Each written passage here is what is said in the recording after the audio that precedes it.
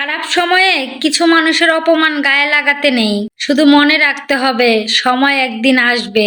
আসসালামু আলাইকুম, সবাই কেমন আছেন? আলহামদুলিল্লাহ, আমি অনেক ভালো আছি। আজকের ব্লগটা সকাল থেকেই শুরু করেছি। সকালবেলা ছেলের সাথে গুটগুট করে যাচ্ছিলাম, কারণ সকালবেলায় দেখি আমার ঘরে আটা নেই, আমার খাওয়ার জর্দা নেই। তো ভাবলাম ছেলের সাথে রাস্তা পর্যন্ত যাই, তারপর কিনে নিয়ে আসি। ছেলে আবার আমাকে মুখ ভ্যাংচাচ্ছে, কত বড় সাহস ওর।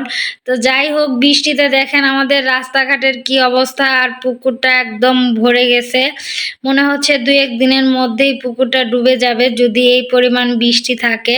আর দেখেন অবস্থা রাস্তার, মানে এই রাস্তা আমাদের আর জীবনেও ঠিক হলো না, একদম মানে বেহাল অবস্থা। তারপর দোকানে এসে পড়েছি আটা আর জর্দার জন্য, ছেলেকে পাঠিয়ে দিয়েছি স্কুলে। এই তো আমার সকালের বাজার। তো বাজার নিয়ে আবার এক পা দুপা করে যাচ্ছিলাম বাড়ির দিকে। তো বাড়ির কাছাকাছি এসে পড়েছি, আর চতুর্দিকে তো অবস্থা খারাপই। আর দেখলাম স্বামী কষ্ট করে ডিম আনতেছে, তারপর স্বামীকে নাস্তাটা দিয়েছি বেড ভেজে।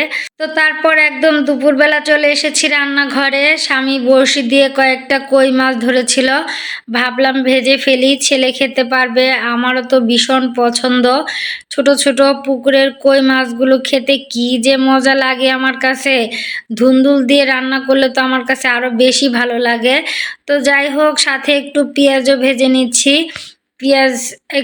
পেঁয়াজ ভাজি দিয়ে আর একটা মাছ দিয়ে 1 প্লেট ভাত খাওয়া হয়ে যাবে। তো যাই হোক, সুন্দর করে নাড়াচাড়া দিয়ে তারপর আমি পেঁয়াজ আর মাছগুলো ভেজে নিচ্ছি।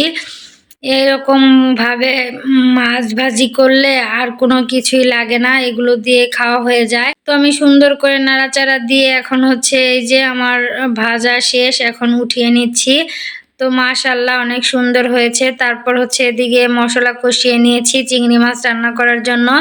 তো চিংড়ি মাছগুলো দিয়ে দিলাম, এখন একটু কষাবো। তো আমি আজকে কাঁঠালের বিচি আর পুঁই শাক দিয়ে চিংড়ি মাছ রান্না করব। তো কাঁঠালের বিচিগুলো আগে দিয়ে দিলাম, এখন এটাকেও ভালোভাবে কষাবো। কাঁঠালের বিচি যেহেতু শক্ত, তো এটাকে আগে কষিয়ে নিলাম, তারপর পুঁই শাকগুলো দিয়ে নিচ্ছি। দিয়ে আমি আর কোনো পানি ব্যবহার করব না, যে পানি উঠবে তাতে আমার রান্না হয়ে যাবে।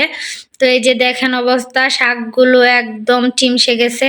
তখন একটু নাড়াচাড়া দিয়ে ঢাকনা দিয়ে ঢেকে রাখবো, তারপর তরকারিটা নামিয়ে ফেলবো একটু জাল করে। তো আমার তরকারিটাও হয়ে গেছে। তারপর বিকেল বেলা গিয়েছিলাম ছাদে, চতুর্দিকে দেখেন পানি জমে গেছে। তো ধান লাগানো হবে, ক্ষেত চাষ দেওয়া হয়েছে। আর এদিকে আমার এই যে ড্রাগন গুলো, মাশাআল্লাহ অনেকগুলো ড্রাগন আছে, আর একটা তো লাল হয়ে গেছে, মানে পাকার সময় হয়ে গেছে। তো আমার মনে হয় বৃষ্টির পানিতে একমাত্র হাঁসেরই আনন্দ। হাঁসগুলো কি সুন্দর ঘোরাঘুরি করছে, খাচ্ছে। তো তারপর আবার রাতের বেলা তো নাস্তা দিতেই হয় স্বামী ছেলেকে। তো মোগলাই বানিয়েছিলাম। আমার স্বামী পেঁয়াজ কাঁচামরিচ দিয়ে খেয়ে নিচ্ছে। আর আজকের ব্লগটা এ পর্যন্তই। কেমন লাগলো অবশ্যই জানাবেন। সামান্য ভালো লেগে থাকলে একটা লাইক কমেন্ট শেয়ার করে দিবেন। আল্লাহ হাফেজ।